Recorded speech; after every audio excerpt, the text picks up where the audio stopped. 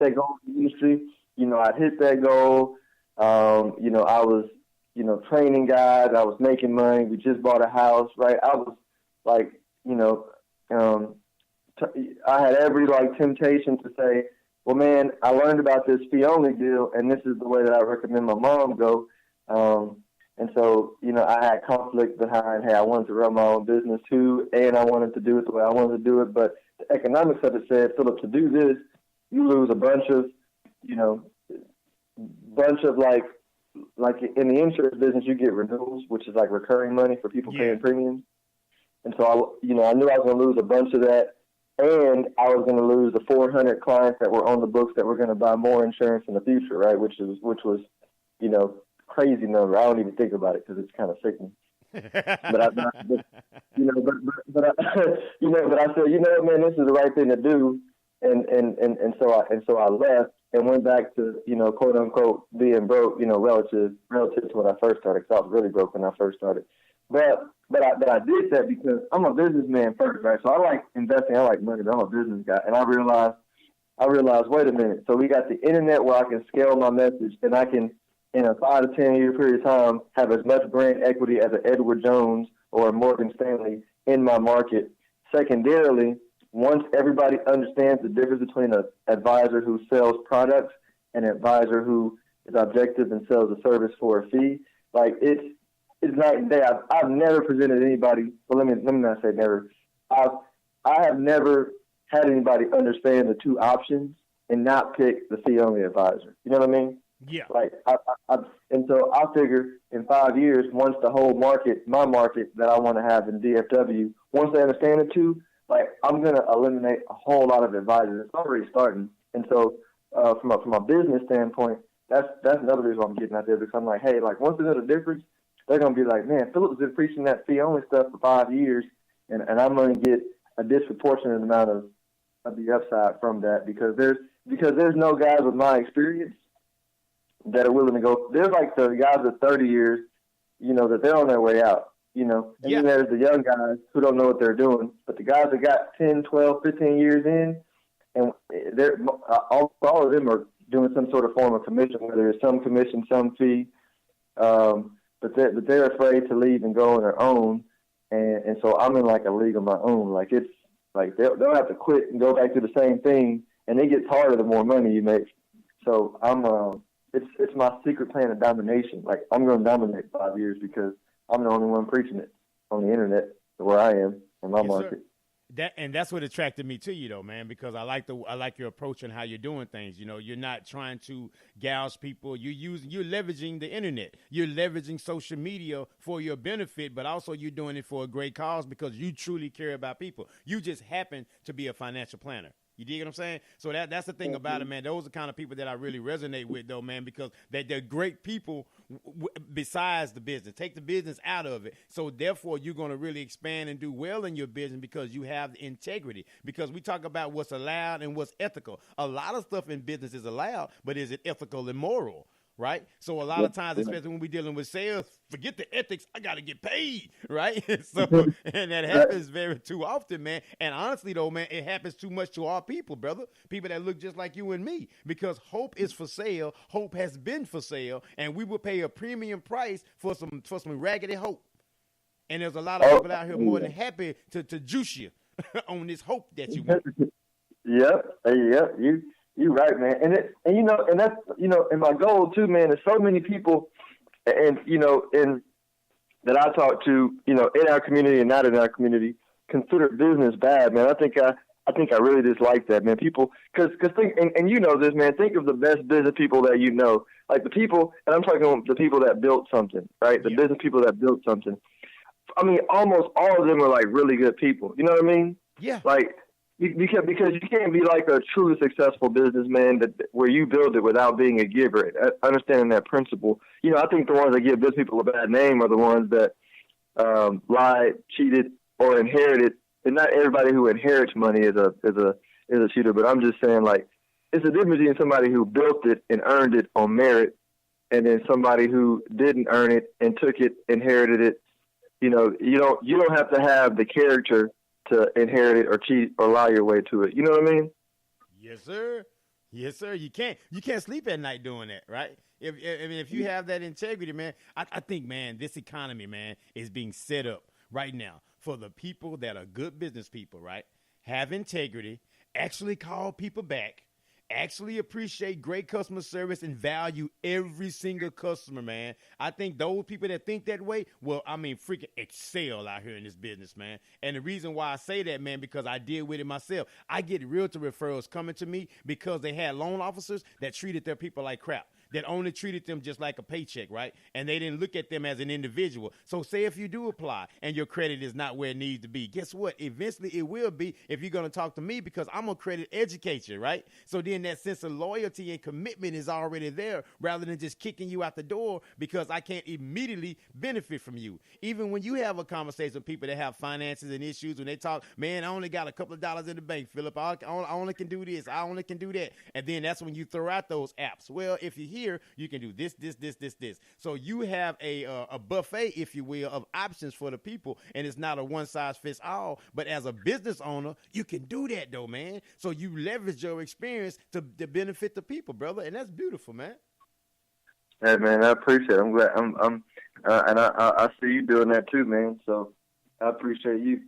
Oh, yes, sir. I'm going to leverage the heck out this internet, boy. You believe that? Because I'll tell you, the reason why, though, man, because at first, man, I did not like social media. I couldn't stand it. I was like, man, wow, so many people on this social media crap, and it's nothing but another distraction and blah, blah, blah. And then I got into business. I got let go from corporate America and decided to go into business for myself. Let me do some home loans and credit repair. All right, let's go. And I was like, how am I going to get this message out? Social media. Here I come. Next thing you know, I got like 4 pages. I got to think about a page and keep on pushing page. A page for my mortgage and my personal page. My wife was like, you went from no social media to more than me. I'm like, I'm going to leverage the internet. Call me Joe Kardashian. I'm going to break the internet. You know what I'm saying? I'm going to leverage it, baby. Because the thing about it, there's so many eyes that's on your product. And what I found out too, though, man, that those likes and shares and all that kind of stuff, that helps a whole lot. But what I found out by talking to different people, they see a lot of your stuff. They just don't comment on it. They just don't comment or put anything on it. So just putting it out there is good enough. So I would tell anybody, man, if you in business and have some kind of endeavor, hey, don't focus on the likes and the share. Just put the information out. Trust me, people are seeing it. Yeah, you're right about that, man. People are watching. Yeah, they are, and they're watching for you to succeed and to fail, and also, man, I'm seeing they watching consistency, man, and that's what I like about you, my brother, because all those podcasts, I listened to a lot of your podcasts, man. Once we made connection, and I was like, man, this brother's on time. And then that ebook that you sent to me, man, that I had, that when I downloaded, I read that whole thing, man. Like as soon as you sent it to me, bro, I'm up early in the morning reading the whole thing. I'm like, this is what I'm talking about right here. so because you don't over jargon it though, man. You don't over complicate it. You really make it simple. Where are you at right now, and start today. You would forget about yesterday, as we talked about before offline. Yesterday is what it is. Yesterday. What about today? What can we do right now? And I think that's what handcuffs and I think it hinders a lot of people though, man, is that there's so much information, they have no idea where to start. They don't even know where to start. Right, yeah. So cool. So I'm asking you because you're the person I'm talking to on the podcast about who's read the book. So you felt like you can read the book and then you could immediately go do something like right after you finished? Did you feel like man? I immediately emailed you like, oh man, that's what I'm talking about. Yes, sir. Because it doesn't over complicated. It doesn't intimidate you, right? Because a lot of times, man, if financially you're not where you want to be, because I've been around finances for the longest, man, and I know I can tell you on this show, my finances not where they want them to be, but they would get there with a plan and an action to going. Because once I got laid off from corporate America, I had to run through some of my retirement, man, my IRAs and stuff like that. I'm like, I got to get that back up again, right? So, but the thing about it though, man, it made me feel good. It gave me like energy that, yeah, man, I could do this again. I can do this, because you really gave some practical solutions that as soon as I got through reading that, I can go implement those things. If you have some money, get you some cash. It was a good way to balance it out though. Hey, have so much cash, have so much bonds, have so much assets over here. You really broke it down to like, hey, don't put yourself in a financial hole trying to rush and get it all at one time. It's a slow process, and if you just follow the steps, it will compound interest over time. you know, and so that's what I like about it, though, man. You really didn't make people feel bad about being where they were. Hey, thanks for sharing that review, man. That was the goal, man. It took me 3 years to write it because I wanted to write it 3 years ago, and I started with a blog, and then got an email list, and just kept honing my message because I forget, like I was, I was a finance major at 19, and so I'll be 34 in June. So, almost half my life I've been in finance. So I had to take what I knew, and then, because it's one thing to learn it, then it's one thing to explain it in a way where it's not like nerd talk. Yeah. And so that's what I was going for. I was like, look, man, I don't want to write a 200-page book to prove how smart I am. I just want to write a book where somebody can pick it up and in 1 to 2 hours, like, open up an investment account. And it doesn't have to do with me. Just like start investing. I'll get mine. Like, I just want, I think a lot of the problems in America that we look to politicians to solve can be solved if people would just become financially literate. You know what I mean? Yes, sir. Yes, sir. I totally agree with you. Because Donald Trump can't stop you from opening an investment account. Donald Trump can't stop you from owning a business. Like, Donald Trump can't stop you from voting, right? And I think if everybody executed on a good plan over a 3 to 5 year period of time, right, they could change the trajectory of their life, their family's life, then their community's life, right? But nobody in the government is going to do it for you. Like, the church is not. I don't think it's their job to do it for people. I think everybody got to do it themselves, right? Yeah. You, Y-O-U. The universe is you. Y-O-U, universe. That's you. It's all about what you're going to do, and you set the perspective, again, for your day, because government, like I said, their role isn't to take care of you. Your job is to take care of you and your family and the people that's around you. It's all about the individual. What are you willing to do? Because, see, if I could give you $1 million a day, but if I give you no game plan or whatever, how to access and make this money, make money, you're going to be broke, no matter even if I give you $1 million. So there really has to be some strategy that you have to pretty much use every single day. But this calls from personal development, personal information that you're going to grab, man. And a lot of times, man, we got to start reading more, man. We just simply have to read more, people. We have to do more reading, not just some social media, not a few highlights, but we really have to educate ourselves. And as you said earlier in the show, though, man, once you start putting this money in, now you got some skin in the game, and you're going to want to watch it. And then once you start getting this information, you'll find that it's not as boring as you think, because you're watching your money grow instead of watching your money go, right? I like it. You can use it, man. You got to create some T-shirts with your sayings on it.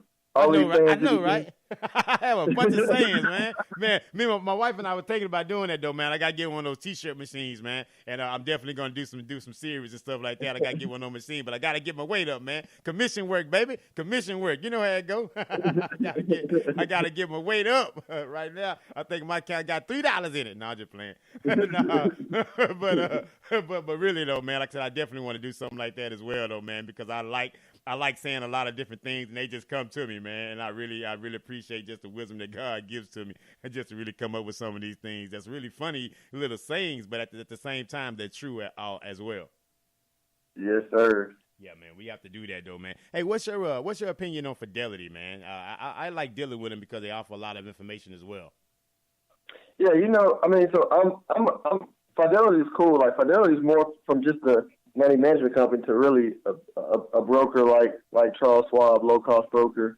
I'm not so much a fan of their mutual funds, but they have some pretty low cost ETFs. So whenever I invest, my number one rule is put it somewhere where I know that it's not gonna permanently lose any money, and that means if it's not my business or Facebook, Amazon, or some other business that I really understand better than my kids, then I diversify, and that just means I'm going to be looking at exchange-traded funds, they trade on the stock market, but it's a basket of stocks versus just buying one stock, and it's low cost. Versus a mutual fund, it costs a whole lot more because you're paying some fancy portfolio manager a bunch of money to quote-unquote pick the best stocks, which they don't, and they're not worth their cost.